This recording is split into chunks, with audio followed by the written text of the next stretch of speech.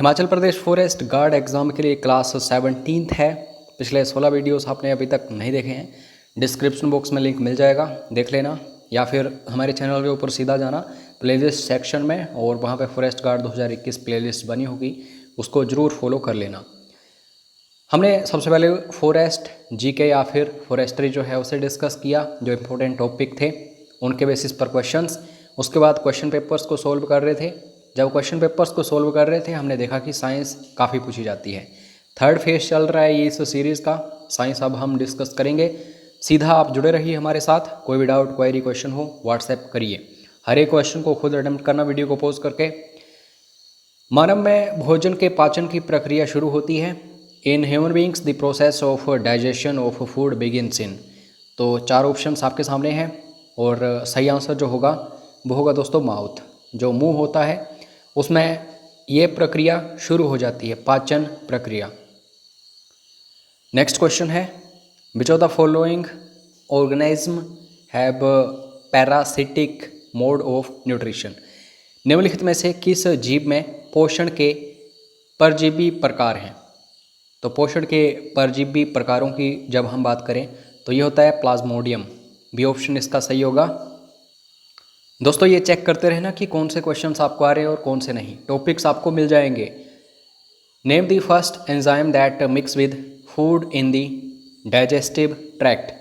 पाचन तंत्र में भोजन के साथ मिश्रण करने वाले पहले एंजाइम का नाम बताइए। तो ये एंजाइम कौन सा होता है, इसको बोलते हैं दोस्तों हम अमाइलेज।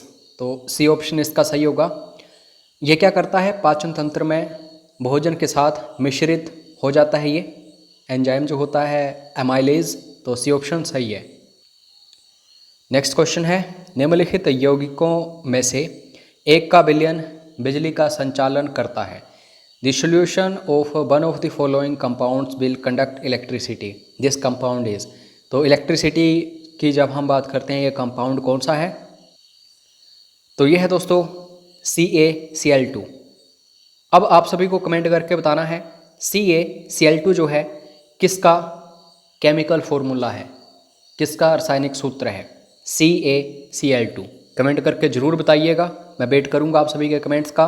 इससे ये भी पता चलेगा कि आप कितनी तैयारी कर रहे हो। नेक्स्ट क्वेश्चन है, what is an ionic bond. यहाँ पे डेफिनेशन पूछी गई है और ये ध्यान देना, जरूरी नहीं कि हर एक क्वेश्चन जो है फैक्ट बेसिस पर ही पूछा जाएगा, कई बार डेफिनेशंस भी पूछ ली जाती हैं। यहाँ पे मैं सिर्फ एक एग्जांपल दे रहा हूँ, आयनिक बॉन्ड क्या होता है इसकी डेफिनेशन है। हो सकता है एग्ज़ाम में कोई अदर डेफिनेशन पूछ ली जाए, जैसे ग्रीन हाउस गैसेस क्या होती हैं ये डेफिनेशन पूछ ली जाए। तो आयनिक बॉन्ड क्या होता है, it is a bond formed by the transfer of electrons from one atom to another. आप सभी को पता है एटम जो है उसके चारों तरफ घूमते हैं इलेक्ट्रॉन्स। जब दोस्तों एक एटम से दूसरे एटम में इलेक्ट्रॉन्स ट्रांसफ़र होते हैं इसको हम आयनिक बॉन्ड बोलते हैं। ये केमिस्ट्री जो है उसका क्वेश्चन है और यहाँ से क्वेश्चन जरूर आते हैं जो केमिस्ट्री है फॉरेस्ट गार्ड के एग्ज़ाम में। नेक्स्ट क्वेश्चन, नासा के किस मिशन ने पहले मानव को चांद पर लाया। ये बहुत ही ज़्यादा इम्पोर्टेंट क्वेश्चन है। 1959 आप सभी को पता होगा नील आर्मस्ट्रॉन्ग के बारे में। Which mission of NASA brought first human to moon. तो ये अपोलो प्रोग्राम है। ए ऑप्शन बिल्कुल सही है। यहाँ से जो भी क्वेश्चंस इंपॉर्टेंट हैं मैंने आपको बता दिए, नाम बता दिया जिन्होंने सबसे पहले वहाँ अपना पैर रखा चंद्रमा के ऊपर, इंसान का नाम, और ईयर आपको बता दिया मैंने। बस यहीं से क्वेश्चंस बनते हैं। Next question, name the first spacecraft to visit the solar system. Most important. देखने को तो ये क्वेश्चंस ऐसे लग रहे हैं कि ये इम्पोर्टेंट नहीं है, लेकिन दोस्तों एग्जाम्स में काफ़ी बार पूछे जा चुके हैं। फर्स्ट स्पेस क्राफ्ट जिसने विजिट किया सोलर सिस्टम को यह है पायनियर 10 और पायनियर 11। तो ए ऑप्शन इसका सही है। नेक्स्ट क्वेश्चन है, which of the following in biology is the energy currency of cells. जो सेल्स होते हैं उनकी जब एनर्जी करेंसी की हम बात करते हैं तो उसको क्या बोलते हैं, उसको बोलते हैं दोस्तों ATP। तो जब हम ATP की फुल फॉर्म की बात करते हैं ये इंपॉर्टेंट है, यहाँ से क्वेश्चन बनता है, तो आइए इसके बारे में भी देख लेते हैं। Adenosine triphosphate. तो ये याद रख लेना, यहाँ से भी क्वेश्चन बन सकता है। जहाँ जहाँ मुझे लगेगा कोई क्वेश्चन बनेगा मैं वहाँ वहाँ आपको बताता रहूँगा। जो दोस्तों सेल्स होते हैं, कोशिकाएं होती हैं, तो उनकी ऊर्जा मुद्रा होती है, ये एनर्जी करेंसी होती है ATP। Next question, in the stem of a plant respiration and breathing takes place through.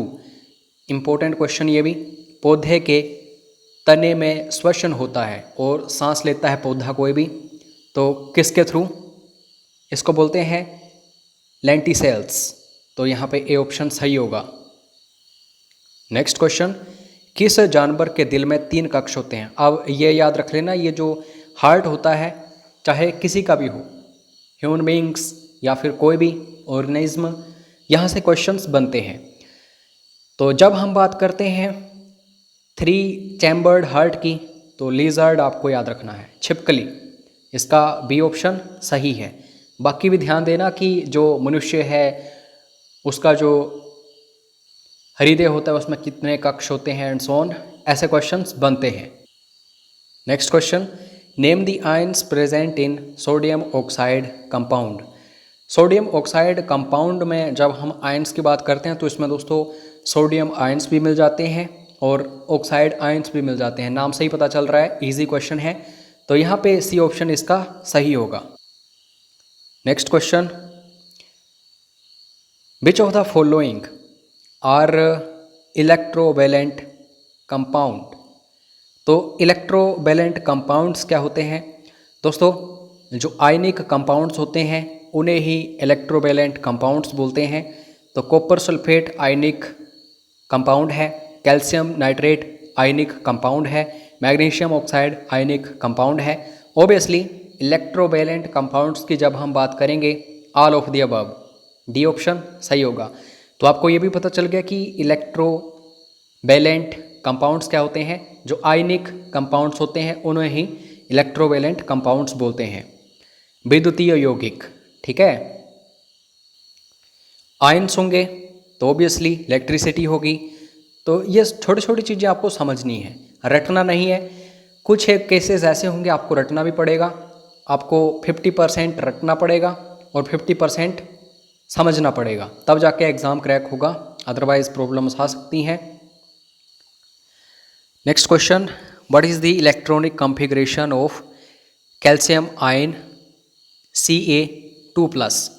Calcium जो है एटॉमिक नंबर सबसे पहले तो आपको पता होना चाहिए, एटॉमिक नंबर्स जरूर याद कर लेना, एटलीस्ट जो स्टार्टिंग के हैं और जो इम्पोर्टेंट हैं उन्हें तो याद कर ही लेना।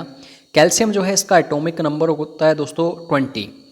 तो कैसे कैसे काम करता है इसमें, जो सेल्स होते हैं कैल्शियम के, 2 होता है, 8 होता है, 8 होता है और 2 होता है। ये जो आउटर है इसको नहीं काउंट करेंगे हम।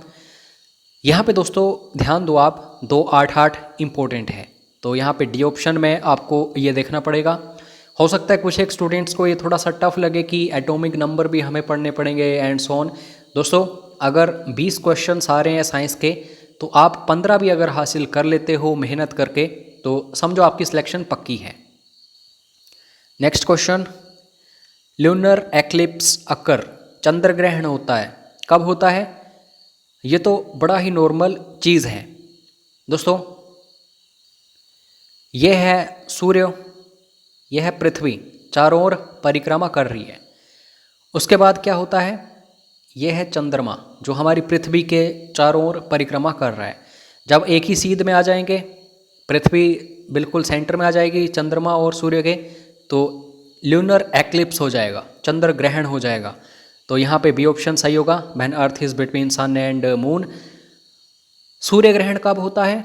जब दोस्तों ये सूर्य है, ये पृथ्वी है और ये जो चंद्रमा है ऊपर, ये परिक्रमा करते करते इधर आ जाएगा, तो सूर्य ग्रहण हो जाएगा। इन चीज़ों को ध्यान से देखा करो। नेक्स्ट क्वेश्चन इसी से रिलेटेड है, what is solar eclipse. Lunar और सोलर इन दोनों में पता होना चाहिए। सूर्य ग्रहण जो है मैंने आपको बताया क्या होता है, जो मून है ये बिटवीन होता है अर्थ और सन के, तो यहाँ पे ए ऑप्शन सही होगा। ये क्वेश्चन मोस्ट इंपॉर्टेंट है, transportation of food in plants takes place through. दोस्तों फूड की बात करते हैं जब हम प्लांट्स में, तो फ्लोएम आपको याद रखना है, फो याद रखो। और जब हम बात करते हैं जल की, तो जाइलम याद रखो, ठीक है। यहाँ जो आपको याद रखना है, फो और जो, यही ट्रिक्स होते हैं, बस ऐसे ही आपको पढ़ना होता है। Which salt is used as a raw material for making a large number of useful chemicals in chemistry.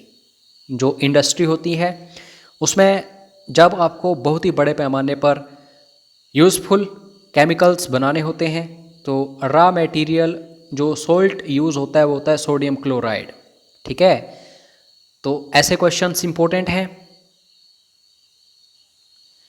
बाकी दोस्तों कोर्स आप ज्वाइन करना चाहो ऐसे ही इंपॉर्टेंट क्वेश्चंस के लिए, इंपॉर्टेंट कंसेप्ट्स के लिए, मॉक टेस्ट के लिए, प्रीवियस ईयर क्वेश्चन पेपर्स के लिए, और बाकी भी काफ़ी सारी फैसिलिटीज़ होंगी, तो आप मैसेज ज़रूर कर लेना, पूछ लेना फ़ीस कितनी है, वैलिडिटी कितनी रहेगी, बाकी जो भी फैसिलिटीज़ हैं सब कुछ आपको बताई जाएंगी। और ये लास्ट क्वेश्चन आप सभी के लिए, आपको कमेंट बॉक्स में आंसर बताना है। आफ्टर बाउंड और cut in a body blood coagulates through, घाव के बाद या शरीर में खून के माध्यम से कट जाता है, तो ये क्या होता है? क्वेश्चन समझा रहा हूँ।